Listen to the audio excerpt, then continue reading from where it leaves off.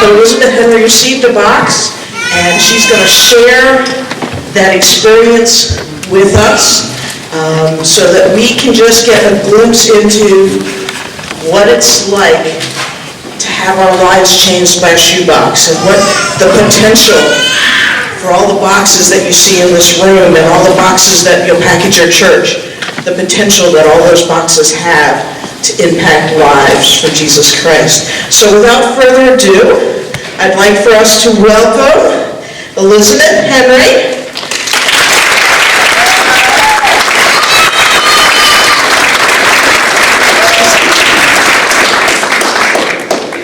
I almost said good morning. It's been a long day. Good evening. How's everyone doing today? This is my 6th OCC event this weekend, but I gotta tell you guys, this is the best setup that I've seen all weekend.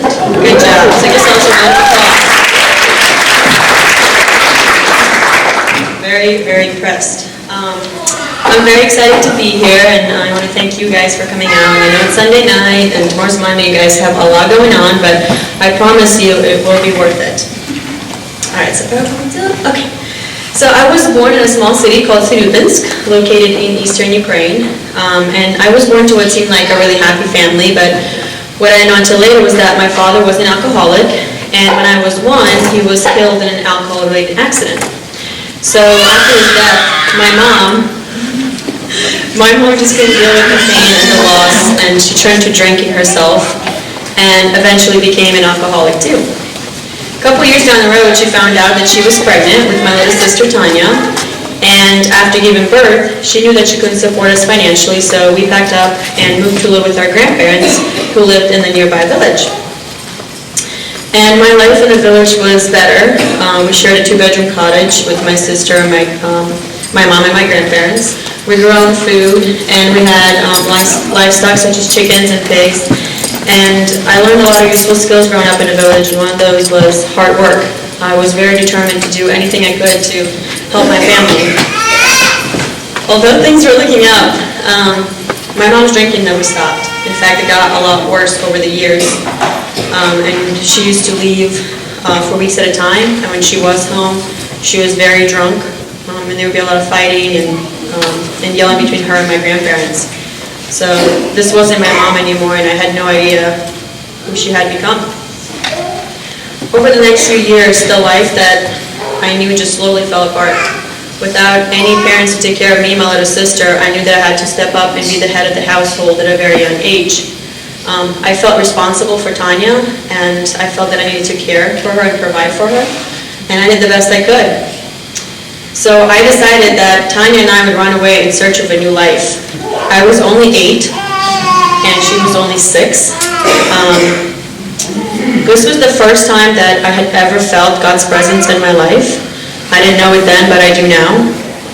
I mean, what 8-year-old just gets on the bus and leaves? And so I felt that there was something better out there for us. I knew that this was not it. So we just got on the bus and we left. And the bus dropped us off at a nearby city, and eventually the cops spotted us and picked us up and took us to what is known as a detention center. A detention center is a place where they take kids to stay up to a year, allowing the parents to reclaim their children if they can. If the kids are not taken back, then they're sent to an orphanage. So Tanya and I just started to adjust to a new life at the orphanage or detention center. We made several friends, we joined clubs, and things were looking up. Tanya and I were just absolutely inseparable. She was my everything. She's the only family I had. But one day, everything just fell apart. The detention center director called us into her office, and she said that Tanya's father was there to take her home. She was my half-sister, and I couldn't believe that my only family was being taken away from me. There was nothing I could do about it. And that was just such a defining moment in my life. I remember sitting on the steps and just watching Tanya walk away. She turned around to wave goodbye at me, and she just said this. A huge smile on her face and just joy and happiness in her eyes, but all I could feel was complete heartbreak. But of course, I couldn't show that to her. I knew that she had to go, and that was the best that I could do for her. So I put a smile on my face, and I just waved goodbye, and that was the last time that I saw her. I spent the next couple months crying myself to sleep, missing her. I was angry, and I just hated the world.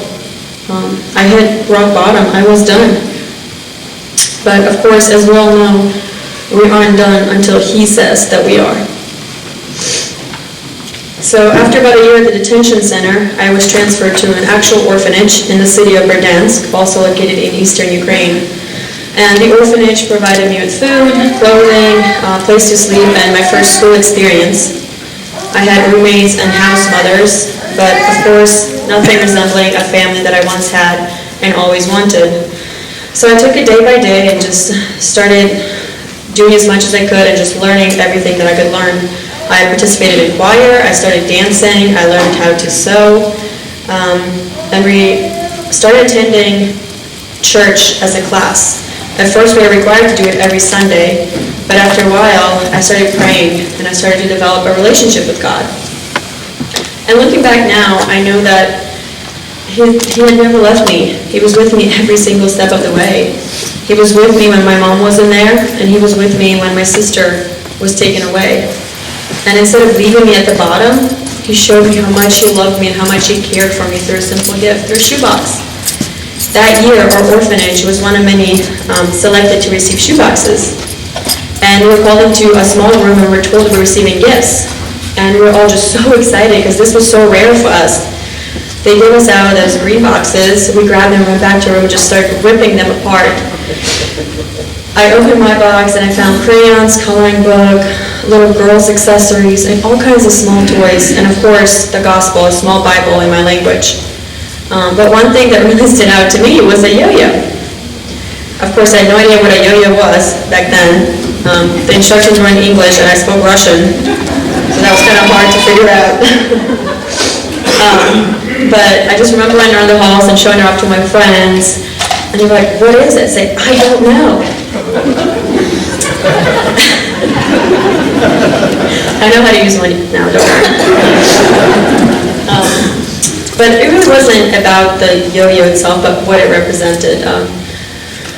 Receiving that shoebox was the first time that I truly felt loved and cared for. I couldn't believe that someone cared enough. Some stranger, someone in the world just cared enough to pack this box just for me. And that was the moment that I realized that Jesus was and is my family. And I took that yo-yo with me everywhere I went.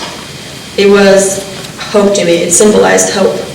And it just reminded me of God's everlasting love for His children. And just knowing that He was with me, that He loved me, and that I am not an orphan, gave me hope and gave me comfort. And that was all I needed to get through whatever was coming my way in the future. As I mentioned earlier, I was part of a choir, and when I was 11, the choir had the opportunity to travel to the United States for 2 weeks. And the organization that made it possible is called Heart for Orphans.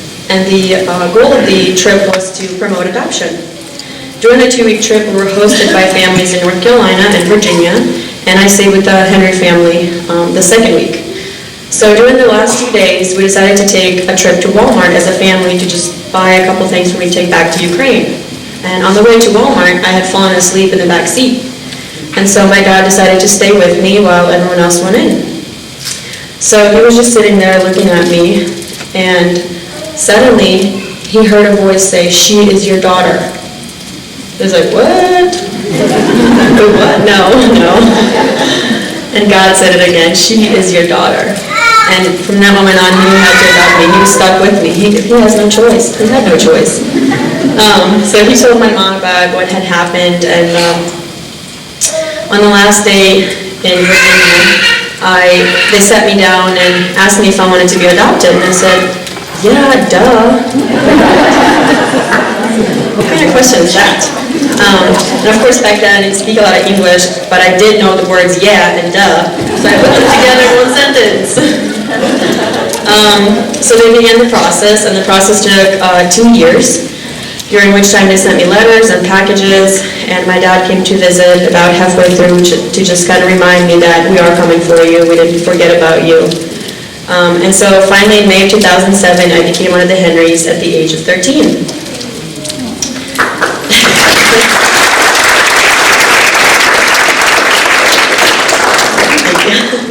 So I embraced school and life in America. I started going to my new Christian school. I started playing soccer and softball. And the Henrys took me back to the church where they first met me. And we just bonded as a family. And today I have two awesome sisters, two loving parents, and a black lab named Hokie, who drives me crazy. Go Hokies! So my life is just full of joy and so many blessings. And God has been so good to me. He's just so good.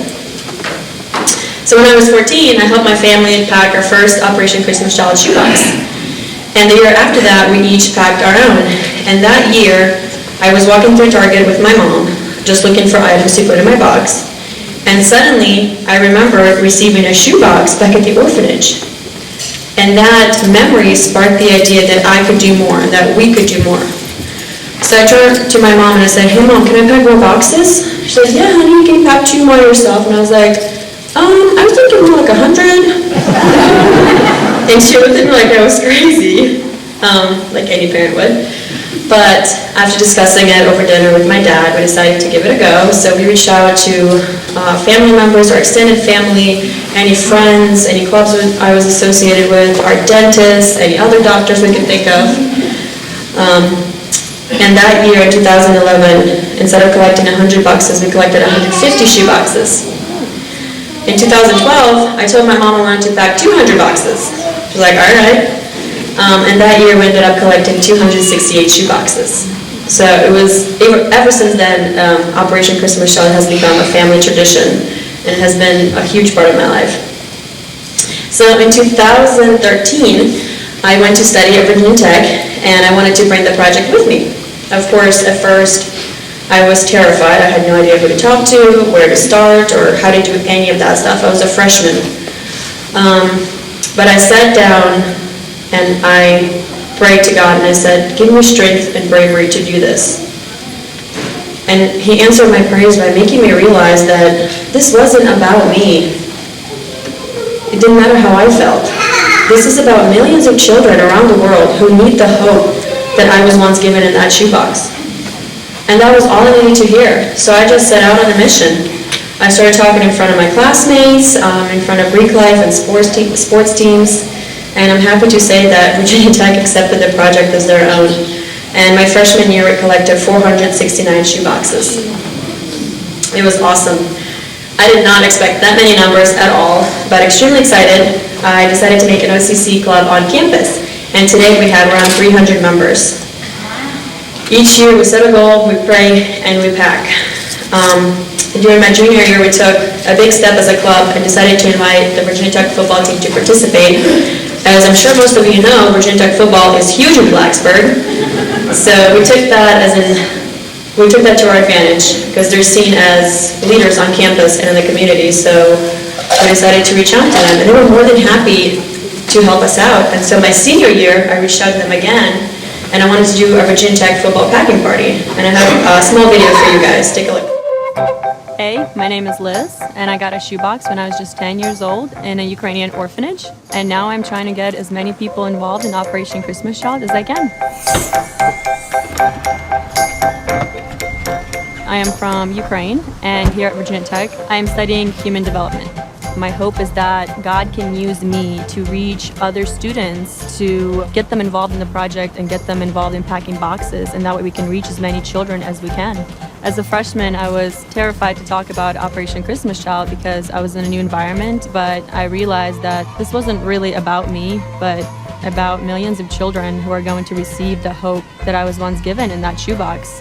I decided to speak in front of my classmates, in front of teams, in front of Greek life, and it took off from there. I've started an Operation Christmas Child Club that has 300 members now. I've set up pick-up and drop-off location for the boxes, and now we've done a few packing parties on campus. The response has been great. It's so good to see college students get involved in this ministry. Receiving that shoebox was the first time that I had ever felt any kind of hope. It was the first time that I ever felt loved, and that was the moment that I accepted Jesus as my family. Me packing Shoebox on campus with other students just brings me joy knowing that these shoeboxes change children's lives. And from personal experience, I can tell you, it changed mine. If you would like to get your college campus involved in packing Operation Christmas Child shoeboxes, I would say just start out by praying and see where God takes you.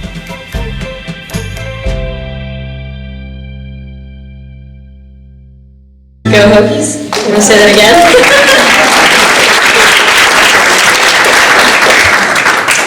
This was such an amazing experience. I wish you guys were there to see this because we had assembly lines going and these giant football players just walking around with these tiny boxes and putting tiny little girl accessories in these boxes. It was just so cute. It was just adorable. But it was just awesome to see the players and the coaches come together and just be part of something that is so much bigger than them.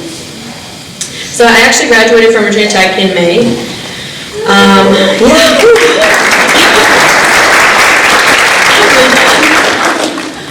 But I was very hesitant to leave Tech.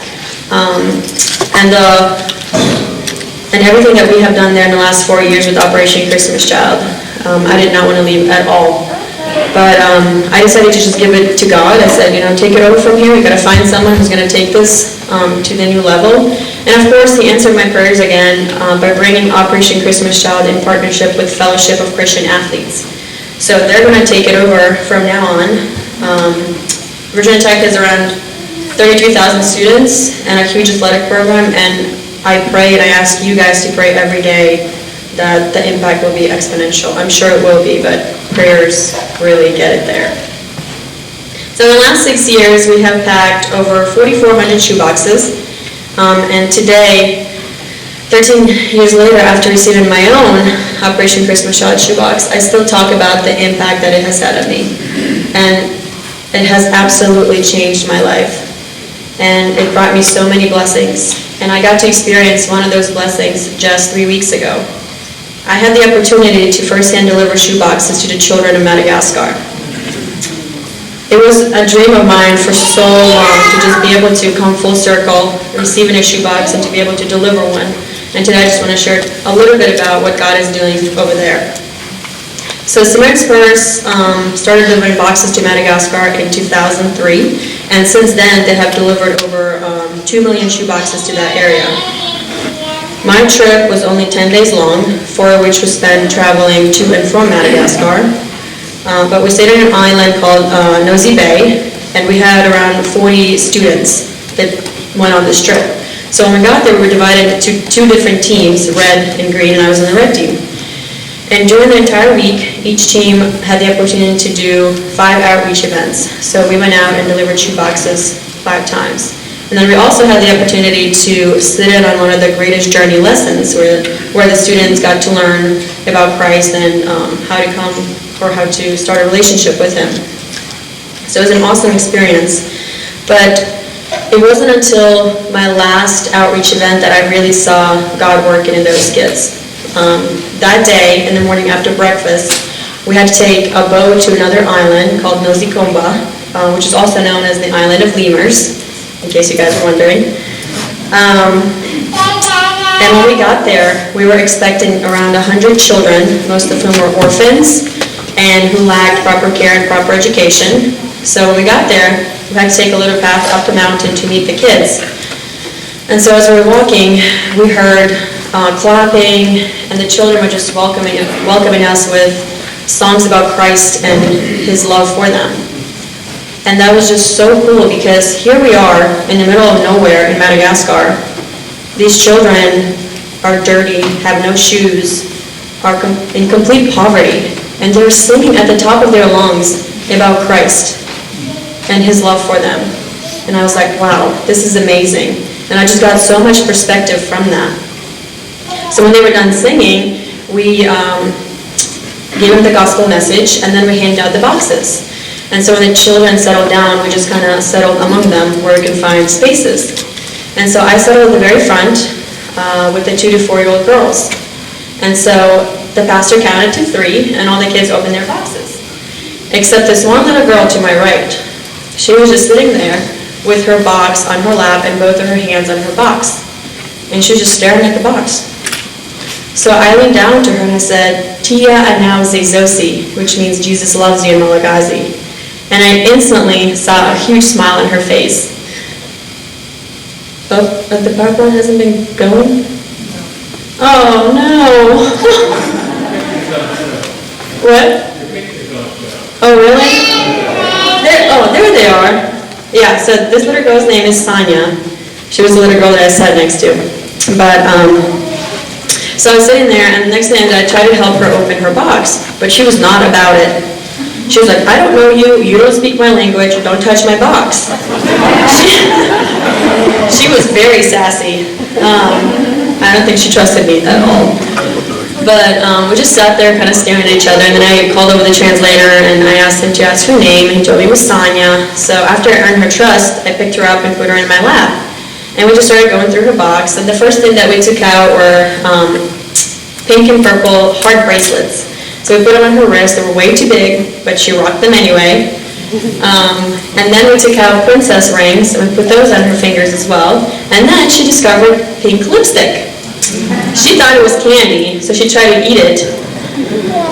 And I was like, no, don't eat that, it's yucky, no.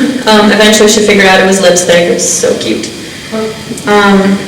And the last thing that we took out of her box was a stuffed gingerbread man. And she's actually holding it in that picture. And so when I took that out of her box, I held it in front of her face. And I just tickled her little cheeks with his arms. And she took her arms up and just pulled it in for a hug. And she just held on to it. And in that moment, I realized that that was her version of my yo-yo. And so many emotions just overcame me. And suddenly I found myself back in Ukraine, receiving my box and holding my yo-yo. And I felt so bad for this little girl, the situation that she was in. And I just wanted to take her home with me. I wanted to take her away from all this poverty, and I wanted to save her. And while I was going through all of these emotions, the pastor said he wanted to pray over us. So I picked Sonia up, and I just started praying over her. And I asked God to guide this little girl and to protect her. And I so badly wanted her to know that I was an orphan once, that I received a shoebox, and I know how you feel, and it's going to be okay. And I prayed that God would just bring her near and have a relationship with her.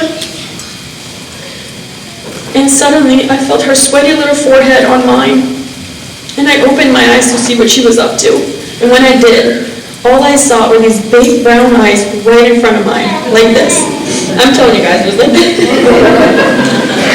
I was like, uh-oh, what is she doing? And it looked like she was looking right through me. And just looking into her eyes, it seemed like she already had and she knew everything that I was praying for. And I realized that I didn't need to feel bad for this little girl. I didn't need to save her because she has already been saved. She has received the greatest gift of all. She has received Christ in her heart. And I just broke down crying. I was a mess. I'm telling you guys, I was a mess. And the time came to say goodbye, and I just did not want to let go of this little girl. I just wanted to put on my suitcase and take her to the United States with me. I went to Madagascar thinking that I was going to change lives. But instead, this little girl just absolutely changed mine. And I left so inspired and so motivated and so excited to come back here and to share my testimony and what I have experienced. And today I want to encourage you guys to continue packing shoeboxes or to get involved, because your work does not go unnoticed, okay? Because every single shoebox that you pack is sent with the gospel message. And every child that receives that box has the opportunity to know Christ. I came to know Christ 13 years ago when I received my shoebox. Sonia came to know Christ just 3 weeks ago when she got her shoebox. And there are millions of children everywhere around the world who are receiving the good news of Jesus Christ. Because you guys put the work in on this end, and God does His work over there. So thank you so much for backing Shoeboxes. From the bottom of my heart, I can't tell you enough how grateful I am for all the work that you guys do, because, as I said earlier, when they get these boxes, they get to have a relationship with Christ. And that's what really matters, because that is the greatest gift of all. Okay? So thank you.